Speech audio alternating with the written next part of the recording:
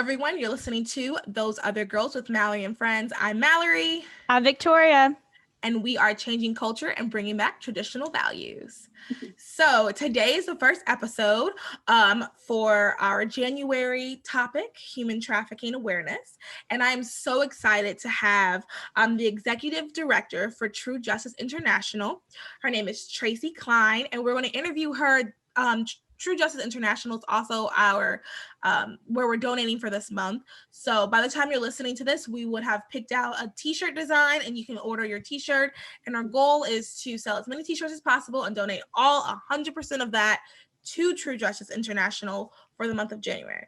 So I'm super excited to have her on and to talk about human trafficking, to talk about true justice and like why we need all of this. So without further ado, Traci, can you tell us a little bit about yourself first? Sure. Well, first of all, thank you guys for having me on here. I'm super excited. What an awesome thing that you guys are doing with your podcast. And it's just really an honor to be here with you guys today. So my name is Traci Klein, and I'm the executive director of True Justice International. I've been with the organization for over going on 6 years now. And we are a faith-based nonprofit that serves survivors of human trafficking.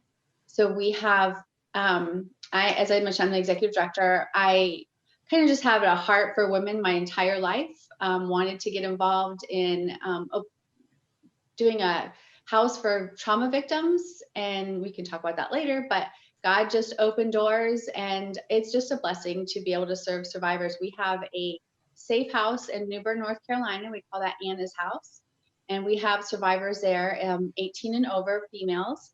We also have an outreach center in Jacksonville, North Carolina, where we serve survivors, and then also an office in New Bern, North Carolina, where we serve survivors that are outside of our safe house as well. So awesome. So why North Carolina? Is there a large number in North Carolina? Yeah, unfortunately there is. North Carolina is consistently ranked in the top 10 of reported cases of human trafficking. So I think first, to understand some of the reasons, we also have to understand what human trafficking is. But North Carolina is ranked number 10, and that's for a number of reasons. Number one, I-95 and Interstate 40, of course, the main thoroughfares. We also have a lot of migrant workers. And so there is a lot of labor and sex trafficking within the migrant communities.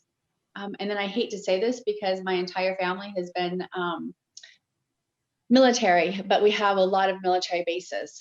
And that's what I was thinking when you said Jackson. I was thinking military. Yeah, so Jacksonville, Fayetteville, we have the largest Marine Corps base on the East Coast here.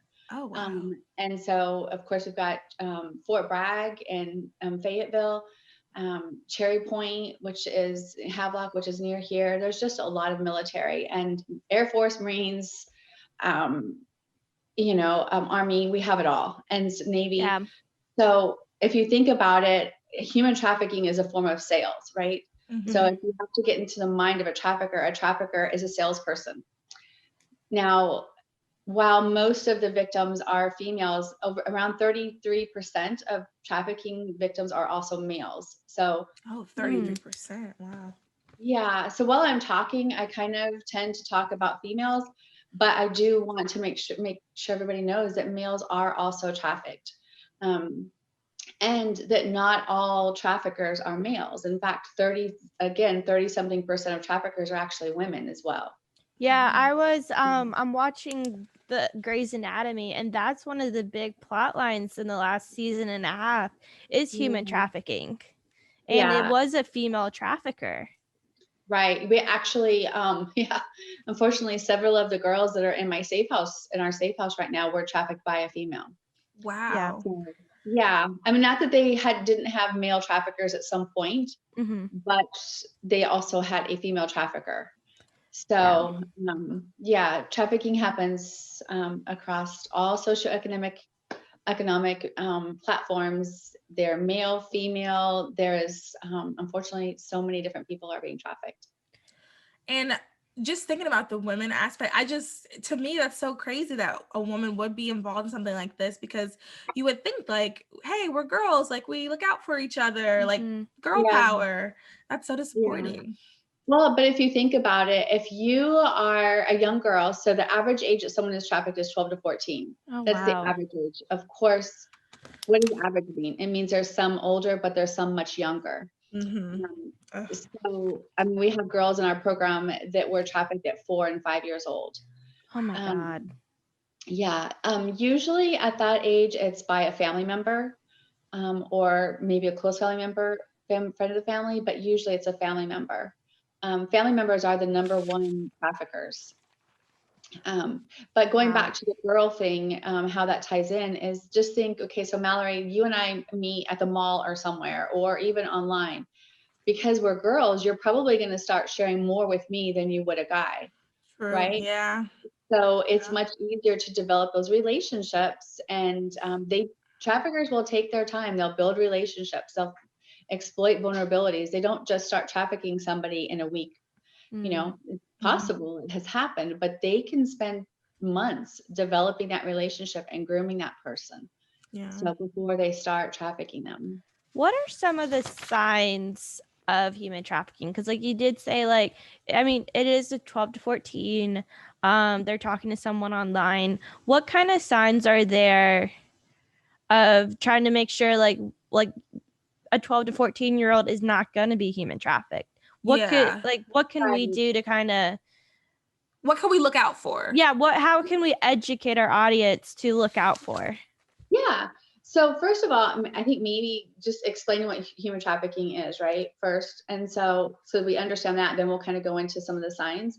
But so human trafficking is not, you know, a lot of people think, oh, it's somebody being taken or it's somebody being cross borders or internationally, which it's, while that is true, it's, you know, as I mentioned, one of the traffickers are family members, but the second thing, the highest level after family members. So, and let me just say this, family members are 36% of traffickers. Oh my God. Wow. Guess what percentage are strangers? What percent? 9. Wow. 9% of traffickers are strangers. No way. So, yeah. So 36% is family members and 27% are what we say, quote unquote, boyfriends. Okay. And then 14% friends of family, and then 14% employers, and then 9% are strangers. Wow. Wow.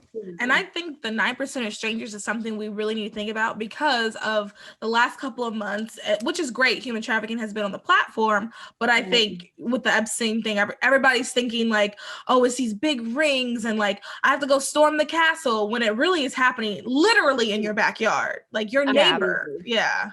Because I know, and I know being like a female, like I don't run at night by myself. Like I don't walk at night by myself. I always carry pepper spray.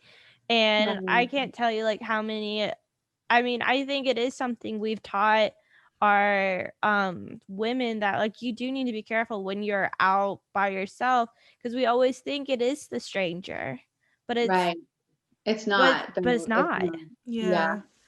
So there's a lot of things that we tell people to look for, like red flags in relationships. Internet safety is huge, right? Yeah.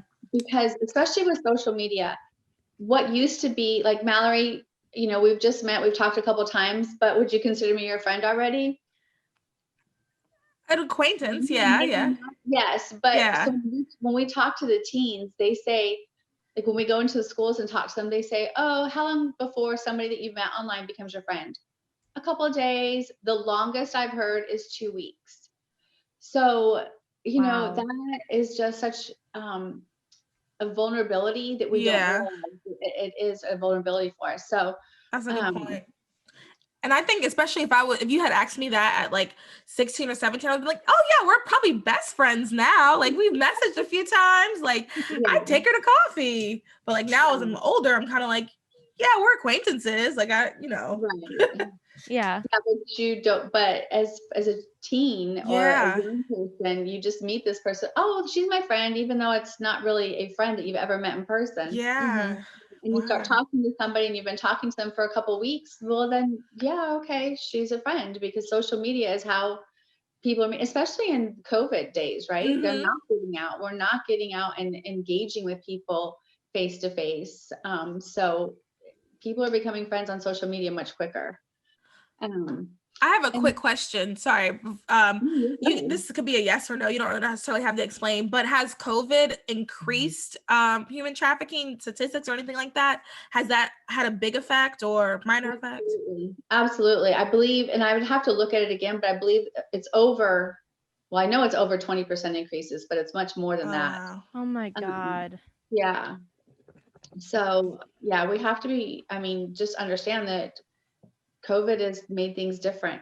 And, you know, most people have access to computers. They're doing schoolwork on computers, they have smartphones. And so instant messaging, you know, even if somebody is not your friend, they can still send you a direct message on Instagram, right? So we've actually had one of our girls that works with us, her daughter, when she was in high school, was sent a direct message by somebody on Instagram. Was like, hey, you're really beautiful.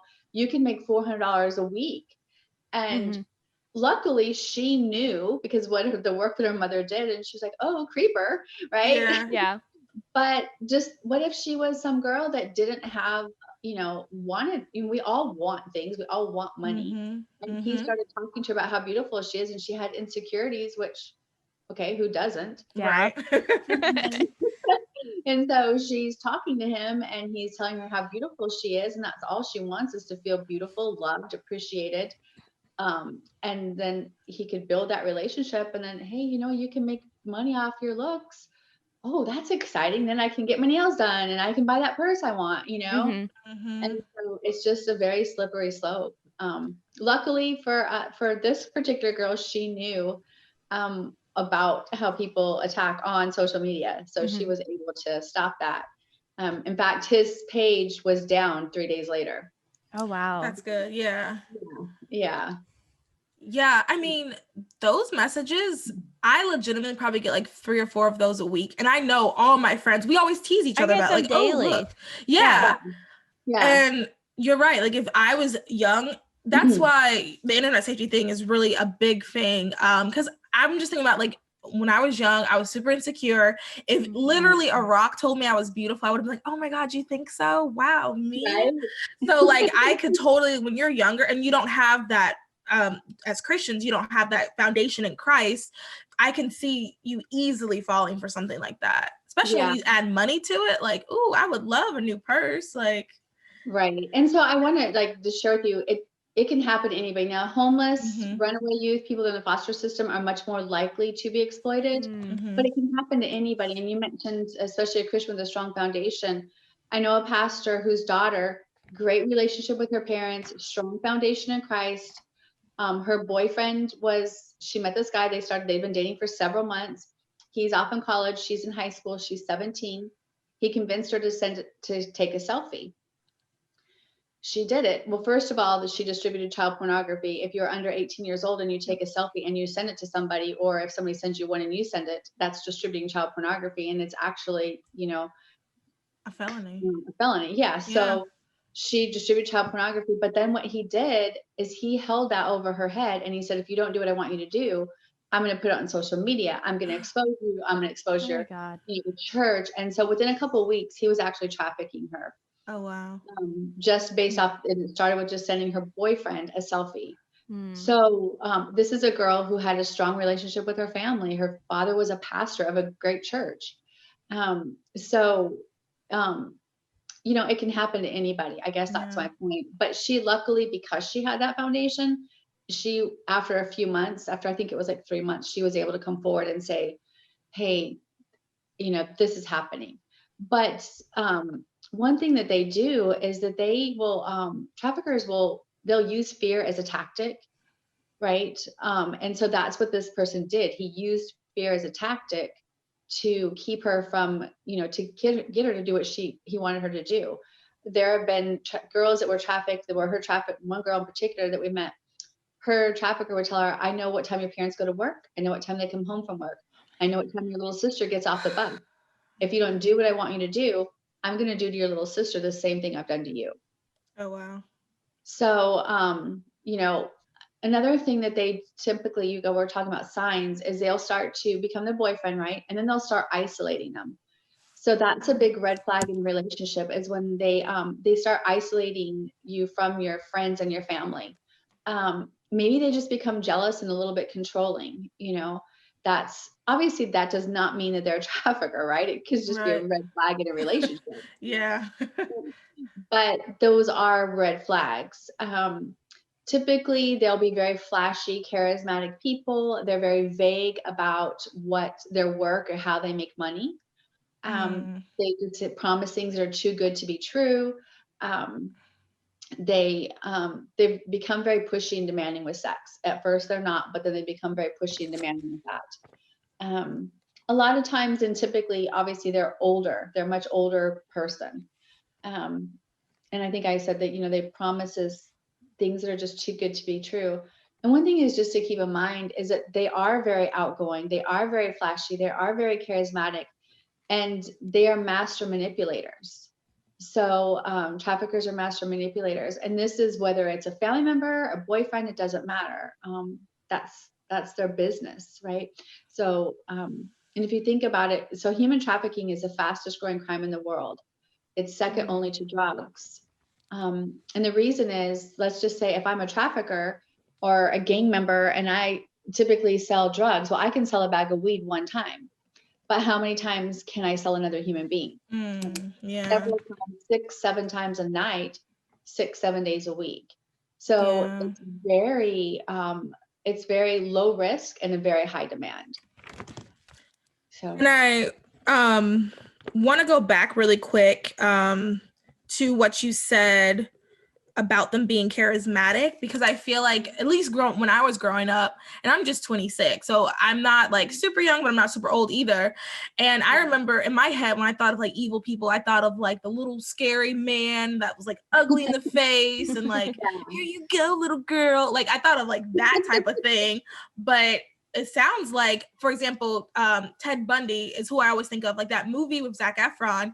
I remember watching it and I was like, first of all, I think Zac Efron is incredibly attractive. So I'm glad that they showed it from that perspective. So I remember watching it like, did Ted do it? Man, he's really cute. Look at his charismatic. Maybe he was framed. And then like, wait, no, that's like literally the reason why we have the movie is because he did it. So I think it's really important to talk about how it's not just that creepy old man that like is, you want some candy, little girl. Like it's not that anymore. It's these charismatic, these really happy, these seemingly professional people. Yeah, great point. And I like how you tied that into that movie. That's a really good way of showing that. And now that's a good analogy. They really are. They are outgoing. They're friendly. They're not the little mousy guy that sits in the corner, right? They're some people. How that's not going to benefit them, and they need to attract their prey, the girls, the boys, whoever they're trafficking. They're not going to do that by just being somebody who sits back and isn't outgoing and friendly and loving and attentive. No, they are all of those things. They become the world to that person. Yeah.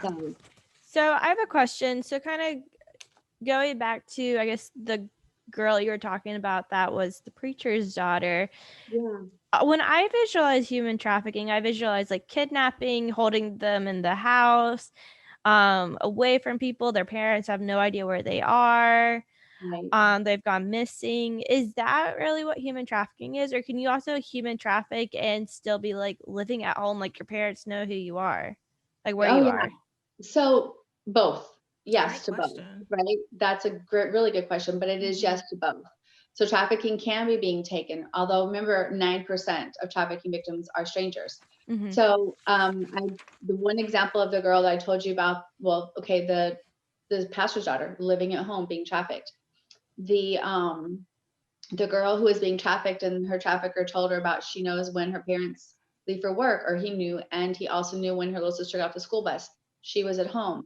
Another girl that I've met, her trafficker actually was her sister. Oh, wow. Her sister had a trafficker. Her sister's boyfriend was truly the trafficker. But then the sister got her involved while she was in high school. So she was going to school, coming home. She'd skip school once in a while. Like she'd go to school, then she'd leave, have her dates, is what they call them, come back, get back on the bus, go home. So everything appeared normal. She was trafficked in high school and in college. Wow. So, and nobody knew anything. But then there's also the girls who you know, one thing I guess I want to explain is like some people look at someone and say, oh, she's just a prostitute, or oh, she's just a drug addict. But how many people grow up and say, I want to be a prostitute when I grow up, or I want to be a drug addict when I grow up? Right. People with addictions are very likely to be trafficked. So, and if you think about it, it's very easy. Okay, number one, whether maybe they didn't have an addiction to start with, but the traffickers will, they'll use the drugs as a coping mechanism to not think about what they're experiencing, what they're having to go through. So the drug becomes, trauma is the gateway to the drug use, right? Then now they're using drugs, and then their trafficker figures out, oh, well, she's addicted to heroin. If she doesn't have her heroin, then she's going to get sick. So now instead of paying her, right, which not they didn't never really pay them anyway, but now I'm a drug dealer and I'm also, you come to me and you need that bag, you need to get that fixed or you're going to be sick. I say, well, if you want this, then you need to do XYZ. That's called coercion. And so for human trafficking is where we use the action, a means, and a purpose. So in the means, you have to prove one of three things, either force, fraud, or coercion. So if you think about the drug dealer who is telling these girls, well, if you want your fix, you need to do me or you need to do Joe Blow or whatever, then that's coercion. So that's is actually trafficking. Yeah. But yet our perception when we look at these girls or these guys is they're just a drug addict. They're just a prostitute. But by definition, they're actually also being trafficked. So the action could be the recruitment, it could be harboring, it could be transporting, it could be providing or obtaining. That's the actions. That's for sex trafficking or patronizing. But then you have your means, which is your force, your fraud, or your coercion. So they're the three things there. And then the purpose, of course, would be for commercial sexual exploitation or labor exploitation. That's basically kind of sums up what human trafficking is, right? But it's happening across, like I said, all socioeconomic barriers. You know, human trafficking is a $150 billion industry. Oh my God. Yeah. So if you put that into perspective, and let me see if I have it on this slide. I believe so. Let's see. I'm trying to think of Disney netted. Let me see if I find that slide. I actually have a slide on that. Disney. Everybody knows Disney, right? Yeah. I believe Disney last year was 56.7 billion. Yeah. Right. Disney is worldwide. Oh like you God. go everywhere. Every person on the face in America has either watched a Disney movie, bought a Disney something, but Disney last year netted 56, or in 2018, so pre-COVID, 56.7 billion, where human trafficking is 150 billion. Wow. Oh my God. Wow. Yeah. That's so. What can we do, like as Christians, as regular people who are listening and are like, okay, this is crazy, I need to do something. What can we do? Okay, number one, I think it's great. Okay, so pray, right? That's the biggest thing you can do is pray. Ask God to show you what are the things that we can do. You can host an awareness event at your church or at your school or somewhere, host an awareness event. You can get involved. I mean, you know, you can pray, give of your time and talents, and give and give, right? Those are the three things that you could do. But also report. It's very important that we report because the statistics are very underreported. I'll give you an example. In 2019 or 18, I believe there was 276, somewhere around there. Don't quote me exact, but in the 200, upper 200s, reported cases to the National Human Trafficking Hotline number in North Carolina. Okay, we served, and that year we served over 46 individuals. Now this year we've served, as of December 1st, I think we'd served 56. But we've served probably 20 or 15 more since then. Wow. But we're just one organization. Okay, so there are a lot of organizations in North Carolina, but people are not reporting. So that's the main thing you can do is report it, because if you're in Charlotte and you see something that looks funny, you don't have to know that it's trafficking, but you can see something looks funny and you can report a license plate. And then when that's reported, then that goes into the main system. And then they send that to whether it's SBI or the Sheriff's Department, the police department, but then maybe that license plate has also been reported in Jacksonville or in Fayetteville. And then they know that this person is probably doing a circuit, so they can put all the pieces together. So get involved, find a place that you can donate to, that you can volunteer your time to, pray, host an awareness event, host a prayer vigil, but also report. The number is, you ready? Yes. Okay. It's 1-888-373-7888. So 888-373-7888. And I'll also put this in the description, everybody. I'll put the number on there. You can also just text "be free," all capital, "be free." Awesome.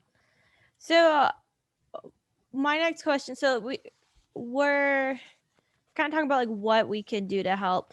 What kind of government policies can be implemented to help? I know Kamala Harris has talked about legalizing prostitution. Will that help human trafficking? Not at all.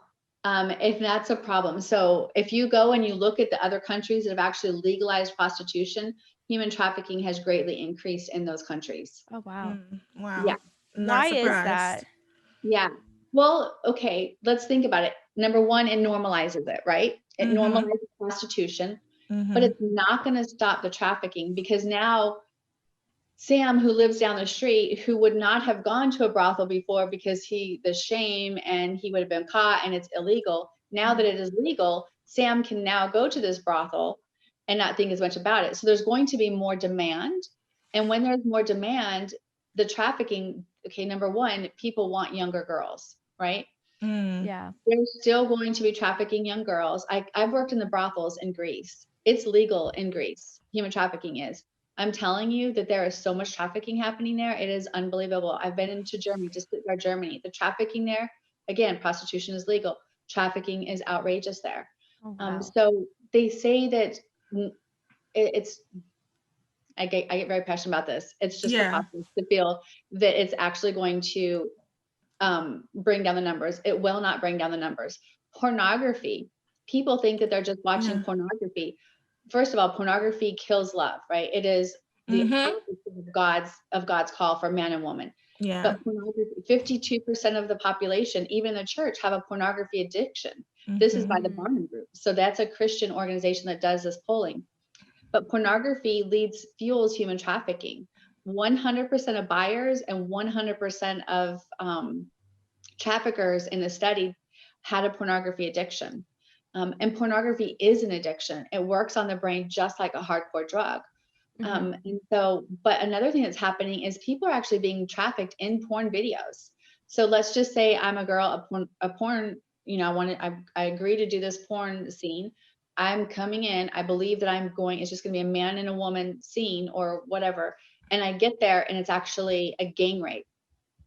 They're actually gang raping me. I did not know this, and this did not happen to me, but this is an example. So these girls don't know that that's what they're signing up for. But why do you think that is? Because it needs to look real, and it is real. I can give you example after example after example of real porn stars coming forward and saying this is actually happening. We are being trafficked in the porn movies. So pornography, it leads to human trafficking, but legalizing it is not going to stop it. It's only going to increase. I'm so glad you brought up pornography. I was going to ask you about it, but I'm so glad you brought that up. That is another thing I'm very passionate about. Just how, like you said, it kills love. It messes with your brain, but also too, you're essentially using a person. You are watching them, you're using them. Right. So I'm glad that you brought that up. Yeah. So, I could talk about pornography for a long time, but every day there's 68 million porn searches. 68 million. Wow. Every day. 90% of children ages 8 to 16 have actually viewed pornography. And porn, this is crazy, but porn gets more visitors every month than Netflix, Twitter, and Amazon combined. Wow. Okay, who's not on Netflix? Well, okay, maybe not everybody anymore after Cuties, but but Amazon. Like I've been on Amazon. I can't tell you how many times this week. Twitter. Okay, I'm not on Amazon. I'm not on Twitter, but I know somebody who is. Yeah, I'm on Twitter all the time. Yeah, well, see, I'm a little bit older and I'm not the president, so I'm not on Twitter. But, now this is an older statistic, so and it has definitely increased, especially with COVID. But every second, over 3,000 is spent on porn. Now that has increased exponentially since COVID. And this is the saddest part is that teen porn is the highest search genre. Wow. Oh my God. Yeah. And 30% of all data, just think about this, all data transferred over the internet, 30% of that is pornography. Wow. 30%.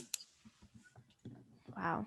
So going back, because you brought up cuties with Netflix, what's your opinion on that whole issue? Well, number one, it normalizes things. And the girls that are in there, it's exploiting them again, right? I did watch it, and I watched half of it. And the reason why I watched it was because to be able to talk about it, I felt like it was important to watch it. It disturbed me on so many levels. It's unbelievable. After watching about half of it, I'm like, okay, I don't need to see any more of this. I have enough knowledge to say, okay, I've watched it. Yes, I can talk about this. But it normalizes it. And that's the problem with our culture now is so many things are just normalized.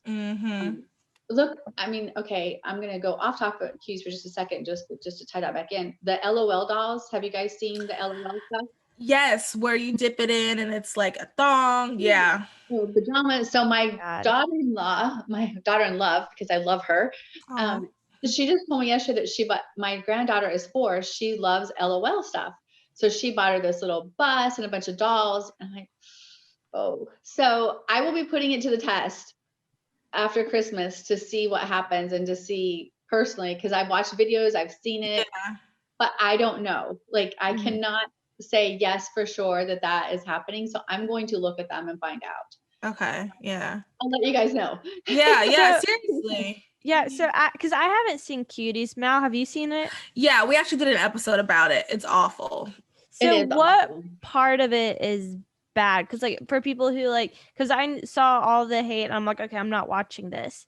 Does it depict human trafficking? Is it more?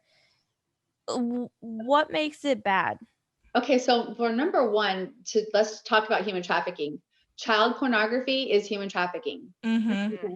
So if somebody's under 18, you do not have to prove force, fraud, or coercion. So when you're talking about a TV show where it's showing girls that are doing these moves that are very sexual, like they're in a strip club, that is basically pornography. They're dressed provocatively. In one scene, the girl is like mimicking touching herself. That is pornography, and they are children. So by definition, that is trafficking because those girls are underage that are being filmed doing this.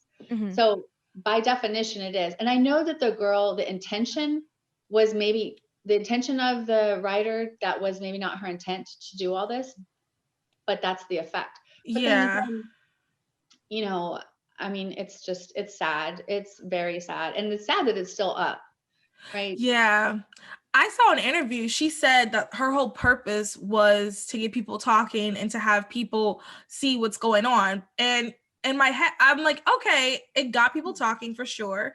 And it did bring some awareness, but at what cost is what I think that's my problem.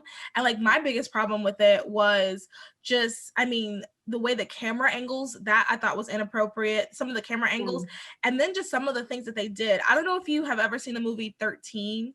It's super old. It's with Evan Woods, something like that, but it's super old. And it was kind of a coming of age story, and I wouldn't necessarily recommend it, but I think they did a much better job talking about like the dangers or like some of the things that go on behind the scenes when you send your kids to school and when you're not paying attention to them, because that was another lesson. There was a lesson. You need to pay attention to your kids. Don't just leave them by themselves. Pay attention to your kids. And 13, I thought, did a much better job at explaining that. It just, I don't know, it was not a good movie. I would not recommend it. Yeah, I agree. I think if that was her intent, was to show and shine a light on that, there could have been a much better way that they could have done that. Much better way. definitely did not do that at all, in my opinion. Yeah, I agree. So your organization, okay, so how do these girls get out of human trafficking, and what do you guys do to help them kind of get back into normal life? Okay. Yeah, that's a what's great part question. of the rehabilitation process? What all goes into that, to piggyback Okay. off what she said? So first, how they come to us. So we partner with a lot of other organizations, and we partner a lot with law enforcement as well. And we also do outreach to the strip clubs as well as the hotel. I like that. So yeah, so I think it's important to meet the girls where they're at. So a lot of our girls actually came to us through another organization that we partner with, and through jail outreach as well. So, and when they get out of jail, they have a choice. They can either go back on the street and go back into that life, or they can get help. So our program, if we get girls that are, we do get a lot of referrals from law enforcement. One thing that we offer, first of all, is if they have addiction issues, which most of them do, we will provide, of course, the funds are available, but we provide for, we will send them somewhere where they can get 3 months of addictions treatment before they come to the safe house. Oh, I love that. If they've been just using marijuana, I'm not so concerned, but if they've been using something else, then they need that detox and they need that addiction treatment, right? Once they've received at least, 3 months of that, then they can come to the safe house. And our program is not, we don't want them to just get a job and get an education and then get them out the door, because the trauma that they've experienced has happened for so many years, most of them at a very young age. We want them to just have the opportunity to just focus on themselves and on the trauma. So we have a 3-phase program, and they're not even allowed to go to work until they're in the 3rd phase. We provide everything for them. They get individual counseling twice a week. They have a group counseling once a week, and then they also are involved in Celebrate Recovery, which is kind of like AA, but it's actually a much better program. Then we do life skills with them. So they learn nutrition, they learn conflict resolution, they learn boundaries. There's different programs, different books, Seeking Safety and things like that we do with the girls that are, for instance, Seeking Safety is for addictions and PTSD. All of the girls have PTSD. So we really want the girls to just focus on their recovery. And then we also work with them on reunification with their families, if they have families and children. If they want an education, if they didn't finish their high school diploma, then that would be in their phase 3. That would be their goal, right? So we have certain criteria to progress from one phase to the other, as well as their own individual goals that they want to meet in each phase. And then once they complete the phases, then of course they graduate. Each girl also has a mentor, someone who's trained that just does life with them. And once they can stay up to 2 years more if they need it. However, we don't put a time on the phases. It's self-paced. Because if we just said, okay, 90 days, some people are ready in 90 days to be completed with phase 1, where some people are just not ready yet. So another thing is we do life with them forever. So we're not going to just say, okay, you've graduated the program and now you're on your own, right? We still are there as a support system. In addition to the safe house, we have our outreach center, and we serve survivors through our outreach center, where they come in for counseling, case management, if they need help with life skills, if they need assistance with utilities or rent, or just whatever their needs may be. Toiletries, we do a lot of toiletries and clothing for the girls. But yeah, we just want to be there for them and do life with them and help them and be that support system for them. I love that. I love that so much. That is so needed. And I think people sometimes don't realize that once you're out, it's not like you're out forever. Like, you need help. Like, you really need someone to, like you said, mentors and like the education. I love that too. And helping with rehab. That's amazing. Yeah, because if you think about it, they've experienced years of trauma. And even if it was just 3 years of trauma, 3 years of trauma is a lot. Yeah. So just saying, okay, we just need to get you a job in a house. Well, then we haven't dealt with the issue, right? Yeah. We haven't helped them heal. So that's needed, and there are organizations that do that, and that's really important. And then we can come alongside organizations that do that too and provide the other services, right? So I will say that North Carolina does a really good job of linking arms and providing services together with other organizations. So North Carolina is doing a really good job. Earlier you talked about policies, and the North Carolina has a North Carolina Human Trafficking Commission, which is part of the Governor's Crime Commission.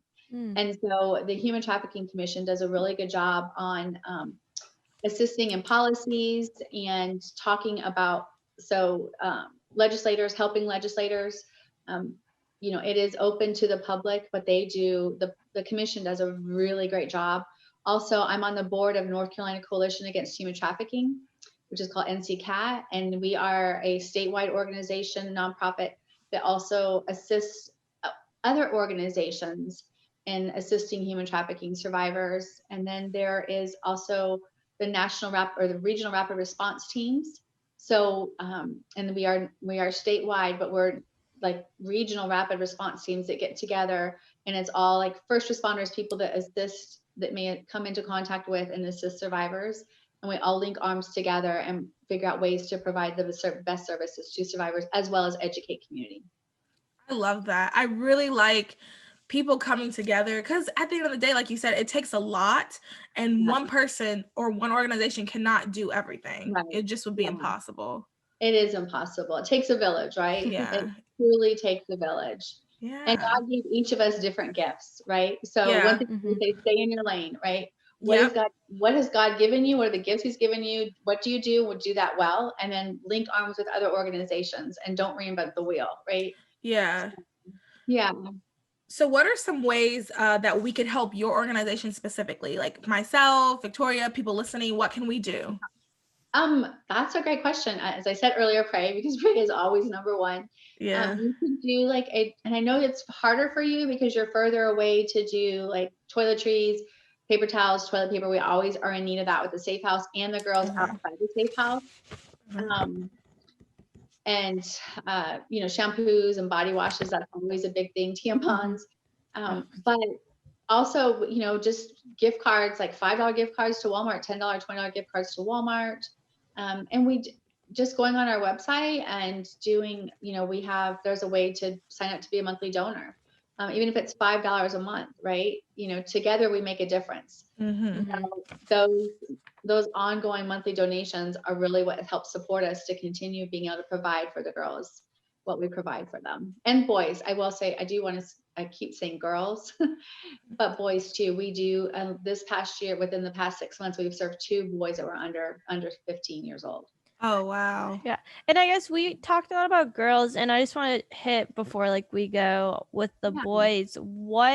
How do boys get human trafficked? Because you're talking about with girls, it's a lot of being online saying, oh, you're so pretty, or boyfriends. How are these boys getting human trafficked, and what are some of the signs?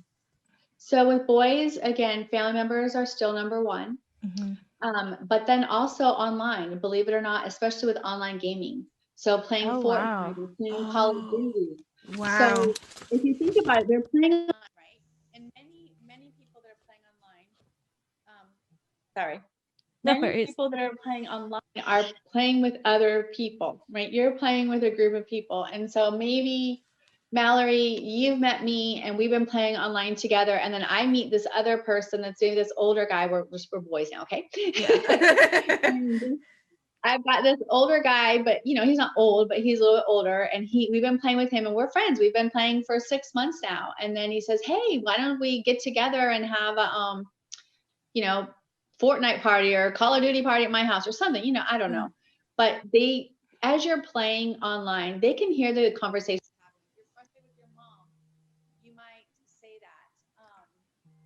The sound is a little off. And so they can be trafficked that way. So. Wow. Oh, wow. When you said online gaming and Fortnite, I was like, oh, that makes sense. That makes a lot of sense. And that's something, boys, especially younger boys this day and age, they're all about that. They're all about the online gaming, the Fortnite. Right. I don't even really understand what that is, but I know that my little cousins talk about it all the time. I don't either. Yeah, I mean, I know like my husband like games some, and like he has friends that he's never met that are all over the country, and I just can only imagine those young kids that are middle school, high school playing with people that they've never met. It's scary. Yeah. Yeah. Yeah, it's really scary. So, Well, and that's how, so that is how, many ways that they are trafficked. Mm-hmm. So I guess we can wrap it up here. Victoria, do you have any other questions you want to ask? I don't think so. This was so informational. Thank you so much for Yeah. coming on, Traci. Yeah. Thank you guys for having me. Definitely. Yeah, this was, I mean, I learned a lot. I was taking notes the whole time, and Oh, me too. I hope everybody listening, I hope you guys learned a lot too. And I hope this is just some good information to get you to stay vigilant, to be aware of what's going on. And really let's support organizations like this, especially like the smaller ones and the ones that I really like how it's a Christian organization as well. And how, because if you're going through something that traumatic, you really need God to help you. Like it's not something you can help yourself on your own. Like you can't really get through. So I think it's great that they, oh, sorry, go ahead. No, I'm sorry. I was going to say, we always say with counseling can get you about 75% of the way, right? Healed. Mm-hmm. But without Christ, you can't. Like it takes Christ to fully recover and heal. And he is a chain breaker. He's the way maker. And we always say that the girls are pearls, right? And we talk about how that pearl is formed and that little piece of grit gets inside that oyster shell. And then through the compression and the pain, God creates something very beautiful and valuable. And we talk about how the merchant sold everything he had looking for that one precious pearl. And we tell the girls and the guys that they are that pearl, that God created them, that they are beautiful just the way they're created. Think about a pearl. A pearl doesn't need any polishing. It doesn't need any cutting. It is perfect exactly the way God formed it. And we tell them that how they are those precious pearls, and they can take the pain in their life and they can put that in God's hands, and he creates something very beautiful, valuable, and precious out of that. Wow. Love that. That's beautiful. Yeah, everybody remember that too. We're all pearls. We are all pearls. Yes. So yeah, let's support this organization. And everyone, by now you guys should see the link to the t-shirts that we're going to sell. And support that. Let's just also get the word out. Share this episode with your friends, with your family, because I do think, I love how Traci gave us some statistics too, because this is the truth. And I really like, I really want everyone to know about this and everyone to be aware as well. Yeah. I would add, just for protection, so things that people can do to protect themselves, if that's okay. And that is Web Canine is a really good program to protect yourselves and your children online. I would do Web Canine and Disney Circle, or Circle Plus, I believe it's called now. I think they changed the name a little bit. But yeah, definitely get some things on your computers at home to protect your kids from online predators. That's great advice. Educate them. Yeah. Well, thank you so much, Traci. I really appreciate this. And everyone, like I said, let's support, share, rate, subscribe, all of the things. Everyone, thank you for listening, and see you later. See you guys. Thank you. Bye, guys. Bye. Bye.